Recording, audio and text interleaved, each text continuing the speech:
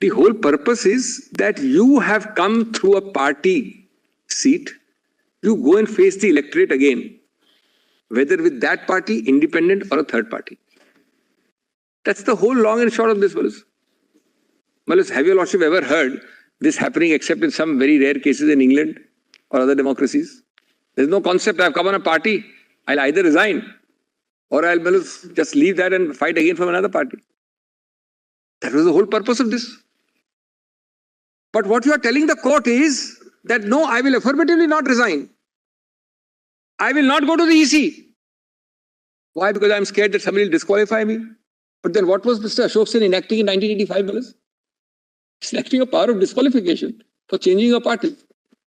What is the purpose of 2/3 of parliament saying so if you can simply... What is the harmonization principle that you're referring to? Harmonization is this fourfold, 5 originally with the faction, otherwise 4, are the flexibility, play in the joints, affirmative permissibility part of the 10th schedule. And the 2(1)A, 2(1)B is the negative prohibitory part. You can do all these 4 without doing the negative part. For the negative, you don't have to violate the negative part for any of these 4. I will say even if you go to the election commission, you don't have to violate a whip. You don't have to voluntarily give up your party. You say, I'm on principle, please decide this. So in other words, you are saying other than those 5 instances, 4 now. Everything else falls within the net of 10 schedule. And one more thing I'm saying. That 10 schedule, absolutely correct. And the 10 schedule has both parts. It has those 4, it has a negative. It creates a whole code by itself.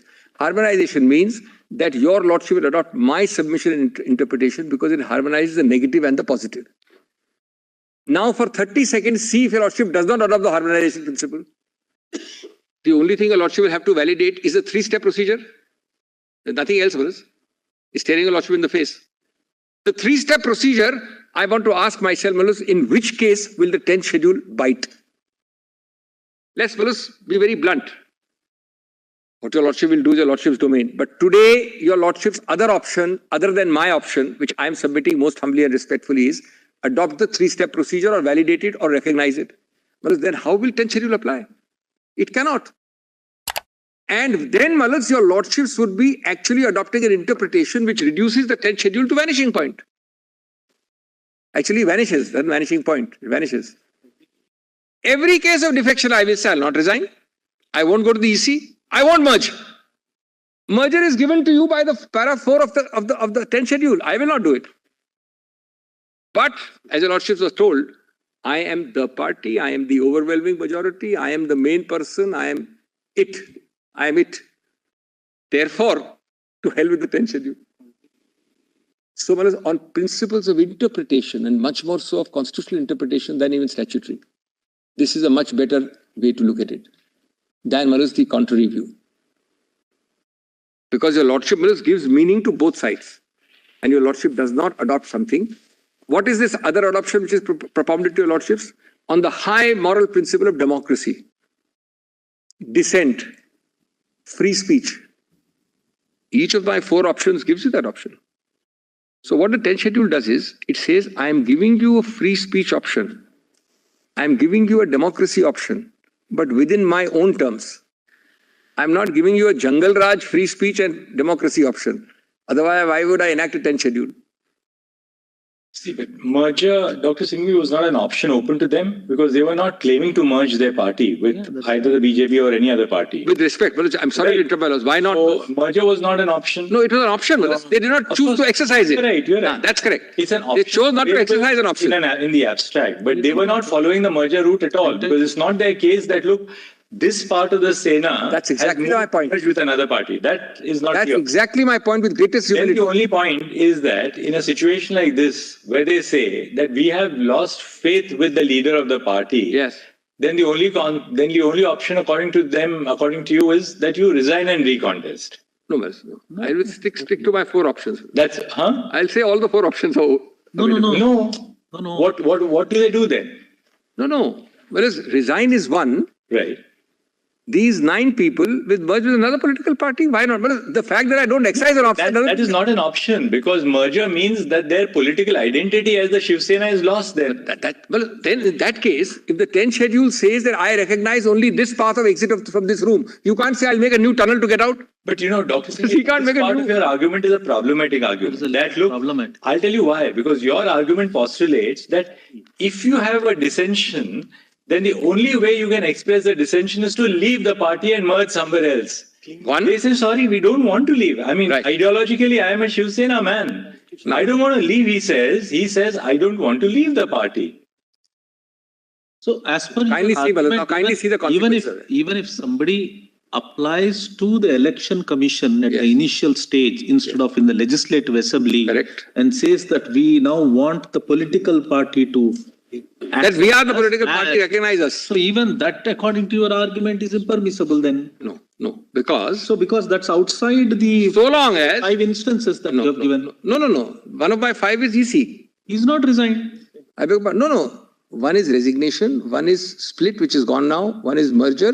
The 4th is EC. He's saying that 4th is EC. Now, if I apply to EC without violating a whip and get a decision, if I apply to EC without voluntarily resigning, it's perfectly permissible.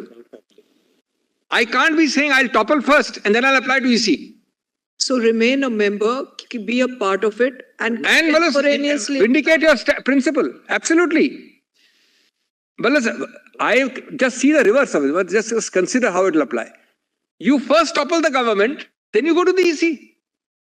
And why did you like the 10th schedule? That we understand. No, and also, apropos my Lord Chief Justice query, are you harmonizing or not? One more thing.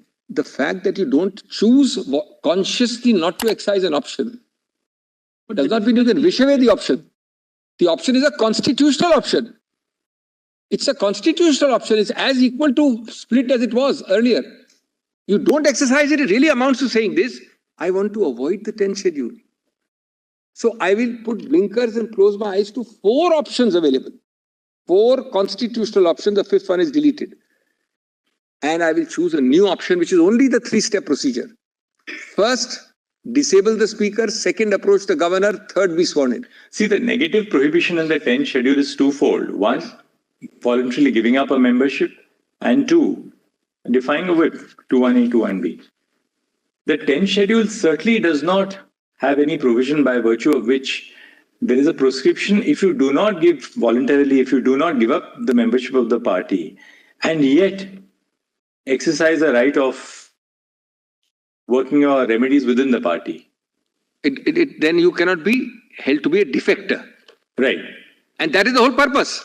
You were elected... That's exactly the case, no? No, but then in that case, why did you enact the 10th schedule? 10th schedule is not saying... Let me put this harmonization, which is a very important principle, in another way.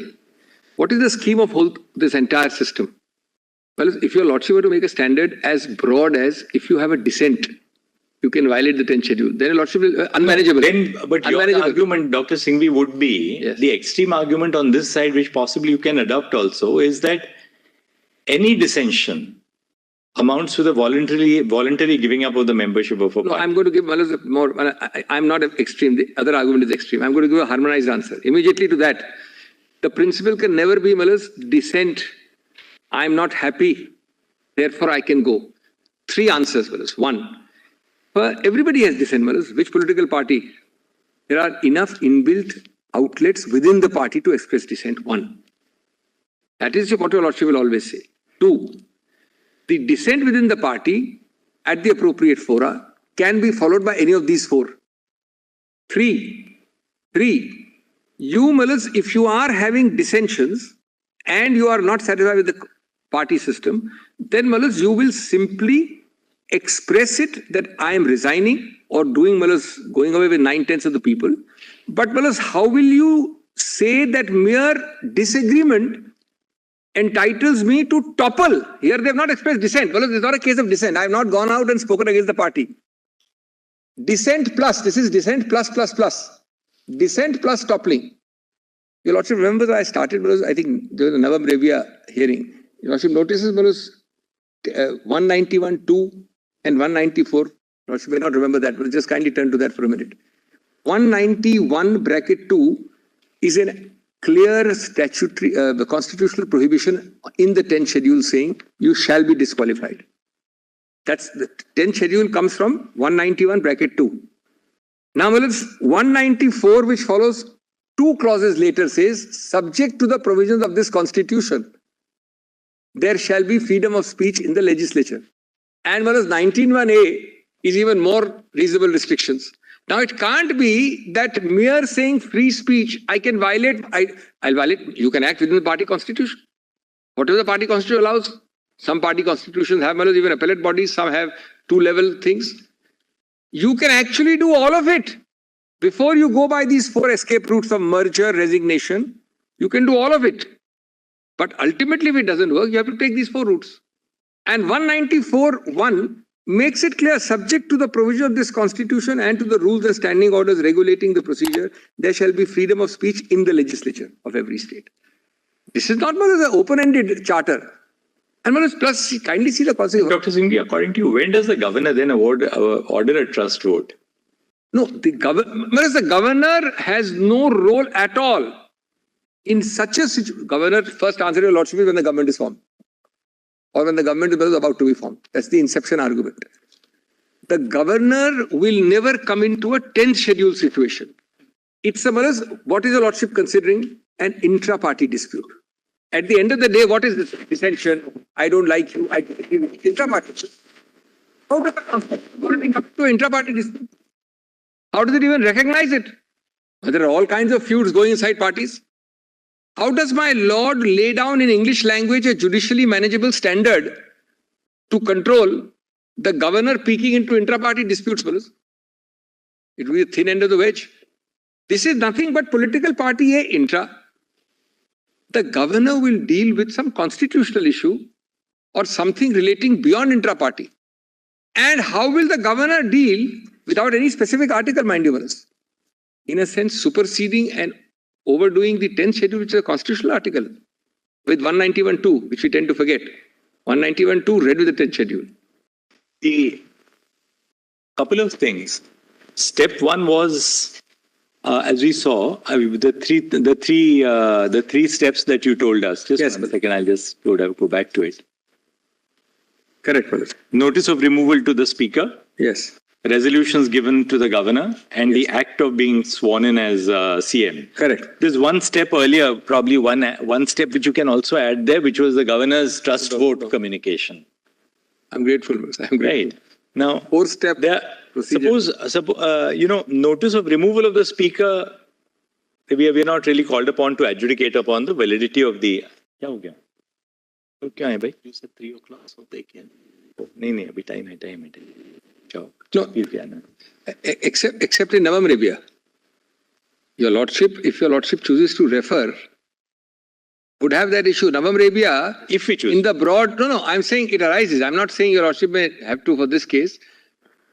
I'm saying that's the core issue. Of course. No, I'm saying it's an issue. The governor asked for a trust vote. Yes. 2 ways of looking at it. While the governor had material to call for a trust vote, in which case a further issue would arise as to whether he was justified in calling upon Shinde to form the government. Pinpointing, picking out a person and saying... Picking out a person, because correct. Even assuming that the governor had material to call for a trust vote, what is the basis for picking up Shinde? Second, that the governor had no material to ask for a trust vote. Absolutely. There was no valid material at all on the basis of those 3 circumstances. That's a core question. And that goes to the heart of the matter. If I may digress for 30 seconds, Mr. Tushar Mehta was right when he quoted the couplet, but perhaps didn't realize that the second sentence applies against him. He quoted Bashir Bhadra to say, "Chup rahe to galat fehmiyan aur bhi badhi. उसने वो भी सुना जो मैंने कहा नहीं." उसने वो भी सुना जो मैंने कहा नहीं.